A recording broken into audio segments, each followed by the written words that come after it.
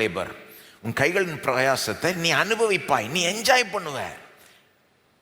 உன் கைகளின் பிரயாசத்தை நீ அனுபவிப்பாய். அது ஒரு ஆசீர்வாதம். நான் வேலை செய்கிறேன், அதுக்கு ஒரு பலன் கிடைக்குது, அந்த பலனை நான் என்ஜாய் பண்ணுறேன்னா பெரிய பாக்கியம். தலைகீழ நடக்கிறது சாபம். அதாவது நான் வேலை செய்கிறேன்னு வைங்க, அதுக்கு ஒரு விதமான ஒரு ப்ராஃபிட்டோ ஒரு பலனோ என்னமோ கிடைக்குது, கனி வருது. ஆனால் அந்த கனியை வேற யாராவது என்ஜாய் பண்ணிட்டாங்கன்னா அது ஒரு சாபம். உபாகம் 28:33 சொல்லுது, உன் நிலத்தின் கனியையும் உன் பிரயாசத்தின் எல்லா பலனையும் நீ அறியாத ஜனங்கள் புசிப்பார்கள். அது சாபத்தில் வருது. உன் நிலத்தின் கனி, உன் பிரயாசம், அதிலிருந்து வர பலன். ஆனால் நீ அனுபவிக்கிறது போல வேற யாரும் அனுபவிக்கிறது சாபம். தேவன் நமக்கு அதை வைத்து இல்லை, நமக்கு ஆசீர்வாதத்தை வச்சிருக்கிறாரு. பிரசங்கி 2:24 சொல்லுது, மனுஷன் புசித்து குடித்து தன் பிரயாசத்தின் பலனை அனுபவிப்பதை பார்க்கிலும் அவனுக்கு ஒரு நன்மையும் இல்லை, இதுவும் தேவனுடைய கரத்திலிருந்து வருகிறது என்று நான் கண்டேன். எது தேவனுடைய கரத்திலிருந்து வருதாம்?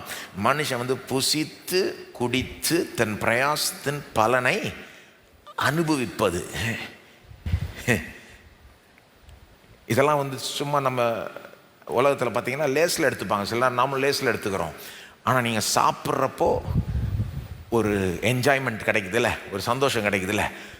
அப்புறம் அந்த தண்ணி, அந்த ஜூஸை குடிக்கிறப்போ ஒரு சந்தோஷம் கிடைக்குதுல்ல. அப்புறம் நீங்கள் வேலையை போய் நல்லா செஞ்சு முடிச்சுட்டு வர்றப்போ அந்த ஒரு சந்தோஷம் கிடைக்குதுல்ல.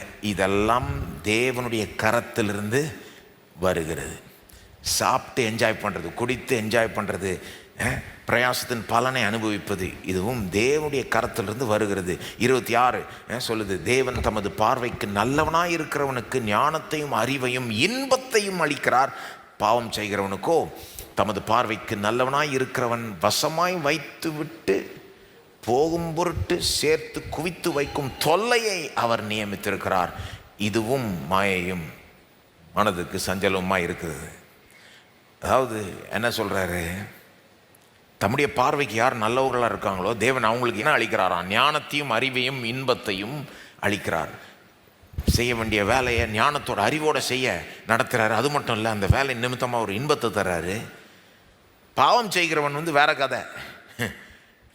தேவனை பிரியப்படுத்தாதவன், அவனுக்கு என்ன கிடைக்குதான்? சேர்த்து குவித்து வைக்கும் தொல்லையை அவனுக்கு நியமித்து